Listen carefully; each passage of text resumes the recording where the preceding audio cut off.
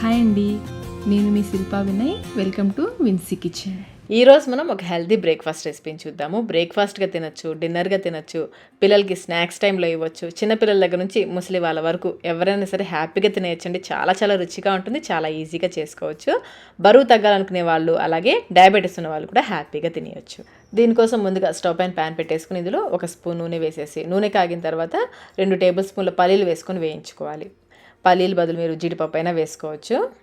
అలాగే weight loss అవ్వాలనుకునే వాళ్ళైతే oil ఇంకా తగ్గించి కూడా వేసుకోవచ్చు. పల్లీలు బాగా వేగిన తర్వాత ఇందులో 1/2 టీ స్పూన్ ఆవాలు, 1/2 టీ స్పూన్ జీలకర్ర వేసి వేయించుకోవాలి. పల్లీలు వేగడానికి టైం పడుతుంది కాబట్టి ముందు పల్లీలు వేసి వేయించేసుకుని తర్వాత ఆవాలు, జీలకర్ర వేసుకోవాలి. ఆవాలు చిటిపడలాడిన తర్వాత ఇందులో ఒక పచ్చిమిర్చి, పెద్దది ఒకటైతే సరిపోతుంది, కట్ చేసి వేసేసుకోవాలి. అలాగే ఒక పెద్ద ఉల్లిపాయను కూడా బాగా సన్నగా తరిగి వేసేసుకోవాలి.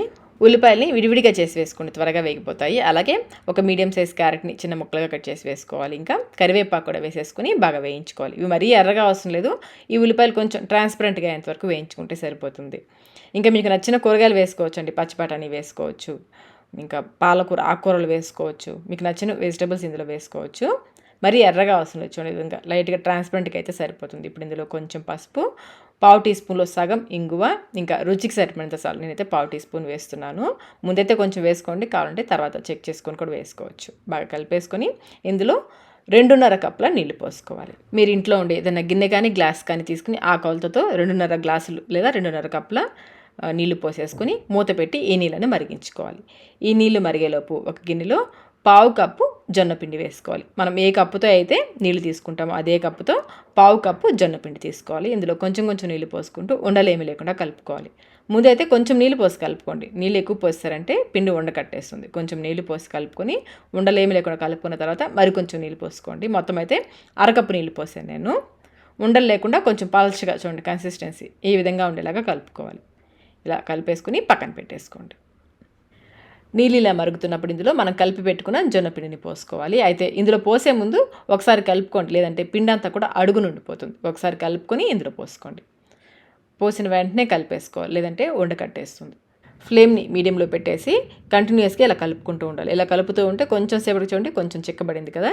ఇలాగే మధ్య మధ్యలో కలుపుకుంటూ ఈ జొన్నపిండిని కొంచెం సేపు ఉడికించుకోవాలి. ఇది కొంచెం చిక్కబడేంత వరకు, మరీ దగ్గరగా ఉడికించేయద్దు. మధ్య మధ్యలో కలుపుకుంటూ ఇది కొంచెం చిక్కబడేంత వరకు ఉడికించుకోవాలి. ఫ్లేమ్ అయితే మీడియంలో పెట్టేసుకోండి, మూత పెట్టాల్సిన అవసరం లేదు. మూత తీసేసే మధ్య మధ్యలో కలుపుకుంటూ ఉడికించుకోవాలి.